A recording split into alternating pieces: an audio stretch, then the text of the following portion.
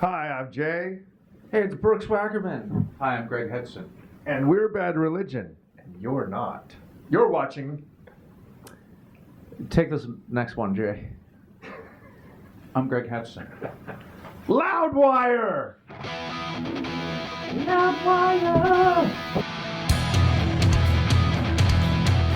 True North is the new record, and again, I think it's really, really great. I've got to listen to it for about a month now, and it's just it's one of my favorites, honestly. I love the theme of the moral compass keep coming up again and again, and I was curious as to exactly why this topic was chosen. Like, what was happening in the world at the time, you know? I can explain that in the sense of Greg, a lot of his lyrical commentary was based on watching the struggles of his now 21-year-old son, and remembering what that was like in his life at 21 and struggling with all these decisions and what direction to take. It's a lot harder now. If you really don't have a passion, you kind of just end up bouncing around, and you it's hard to be told what to do, you know. And we all know people that graduate university with amazing degrees that end up working at Starbucks. And there's nothing wrong with that, but I'm just saying it's very difficult time right now, and I think that I've heard Greg speak a lot about how he can look back at his youth and all of our youth and draw parallels. And that sort of brought him back to thinking, well, what was it that I did, and how did I feel about that moral compass? Right. You know, when did that kick in? And additionally, on a sidebar, during an election cycle, especially a presidential election cycle, it's not only there are some songs that kind of address that in a relatively direct way on this record, but it's not so much thinking about which candidate does what. It's about thinking about the entire ethics, the entire ethical background of a movement and of a political party. Like it sort of redefines. It's a time for people to see what they stand for and don't stand for, and a lot of issues, simple issues, can put people on both sides of the fence. And to me, that speaks to moral compass, because it's what is a moral compass? It's how you define who you are as a human being, and it's interesting that elections tend to bring that out in people.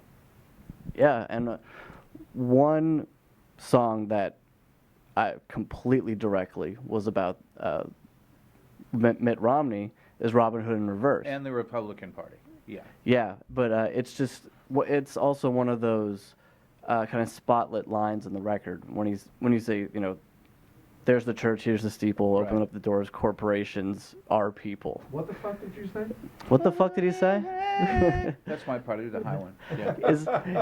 Is that like, was that like the verbatim reaction for you guys when you heard Mitt Romney say that line for the first time? From what I've heard Brett speak about of that song, the corporations are people was said multiple times before Mitt Romney said it. Sure. And that's where Brett got it from. It wasn't really about Mitt saying it. No, it was a RNC talking point. It was just one of a litany of things that they decided were a bad idea. It was the Citizens United. He said that's kind of what started it, was the Citizens United RNC party saying that corporations are people. That's what they were fighting for, and the Supreme Court went in that direction. Can I just say evil political action committee? Sure. And the surprising part, the Robin Hood in Reverse part, was actually about someone else entirely, and the song title was that well before Obama ever called. I don't think he called Romney. I think he just kind of called somebody. This process of the Republicans is, what is this, Robin Hood in Reverse, where they're stealing from the poor to give to the rich? And Brett sort of laughing was like, well, now my song title is already out there. But that's sort of how we are. If you were going to compare True North to any other of your releases, what would that album be? Whoa. Yeah, I don't know. It's a little like Process in a way. Some of it reminds me of a modern day Suffer, too, just by how But there to wasn't. the point. Was there a slow song on Suffer? Yeah. Was there? Not that I can What can you recall. do? That's not slow. Da-na-na-na. No, no, no, That's no, no, slow. no, no, no. That's, Slow, slow, boots slow, Slow, slow. slow? Stamping Yeah. on a human face. Not Faith Alone's on No Control? No, Faith Alone's on Against the Grain. I wasn't in the band then, so I'm allowed to not know what anything is. I don't know. Sanity was Sanity. so No Control might be closer because that was like sort of Right. in the middle of that album. It's really more, reminds me a lot of New America, actually. Yes, It reminds me of that's exactly what it is. It's a Side A of No Substance. it's a no substance New America medley. hybrid. I don't have a straight answer. It's the greatest album we've ever made. It's It's as good as some of the incomparable. other ones. Incomparable to anything we've ever done in the past. It is Yeah. comparable to all the other records. That's our Damn it. tattoo you. In that Greg Graffin sings on that. There you go. There's drumming. On all of our records, there's drumming.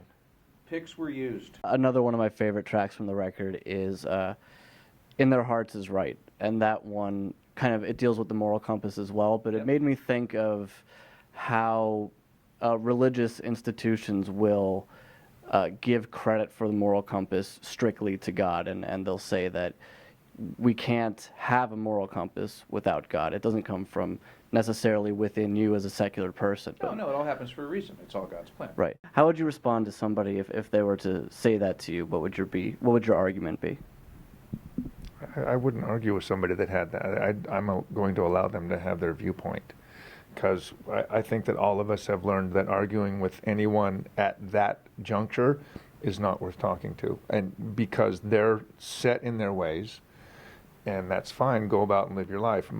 My only big problem with it is when you decide that this policy of yours that is based on your religious belief has no business in the groundwork of the American populace and the political decisions that are being made right now. But you can't tell someone that because they're under some auspicious belief that if we can somehow or another return to the 1950s and everybody, have some sort of, we go to church on Sundays, then everything will be better. And it's because that us heathens don't allow that to happen that the world is going to hell in a handbasket. Yeah. I'm fine with that. I'm enjoying the ride. Do you have a moment to talk about Scientology? Because I've just read a book that I cannot tell you. Brian so kindly Yeah, gave to me now. I mean, I don't want to be a suppressive person or a potential trouble source, but I really just don't get the whole Scientology thing. I don't believe that it is a plan for a better life.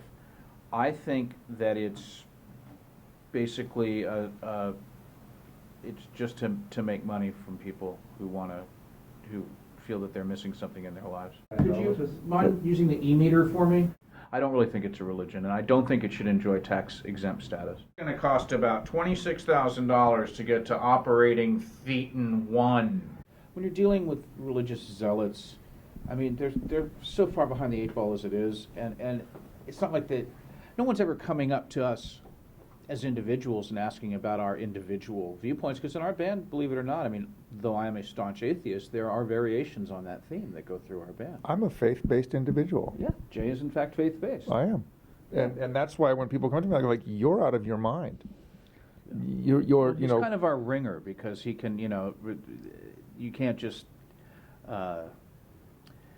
basically we can't just slam the gauntlet down and go, well, the problem with your argument is that you're wrong because there is no God, because that's not a collective viewpoint of that religion. It's just I'm certain totally members. look, and I'm totally fine with that. My argument is that you can't go around and beat people with a stick and make them believe what you want. That just doesn't work. So no matter how hard you want to try, and how the Spanish Inquisition is what we all make fun of. Historically, it's tended to work really well for a short period Right, of time. and that's the And point. then things It's tend to fall it's apart. 2013. It's time to get over that. It's time to get over the idea that you can actually beat someone into a religious fear. It's stupid. Is there any particular religion that you subscribe to personally, or? No. Catholicism? No, it's not Santa Claus in the sky, and it's not written down on paper, and there's no army. There's just me and my odd faith. And I don't know what Brooks believes. He believes in the But to numbers. just sum it up, he's a there is no- numerologist. I will say that the word atheist does have such a bad connotation these days, because, Hitler was an atheist, so he's a bad person, Hitler was a Catholic, though. Yeah. Well, But that's controversial. You take the mic. No, I just wanted to say, I'm yeah. not going to dig you out of this hole. Go right ahead there, Hitler. You want? Yeah, I just wanted to end right there with Hitler was a atheist. No, I just want to say, Hitler was a brunette. I believe in things, but I have faith in my friends and family, and I don't need, a religious institution to give me morals or tell me the good book is how you're going to live. Unless So it's Joe Escalante telling me that, at which point I will listen to him because he's very cuddly. He's kind of cuddly. yeah. And Joe Escalante sends me tweets about how I need to be saved and go back to catechism. And runs a website called Good Religion. Yeah. Yeah, and he's our friend. We totally dig Joe. So that just shows how tolerant we can be, the faithless.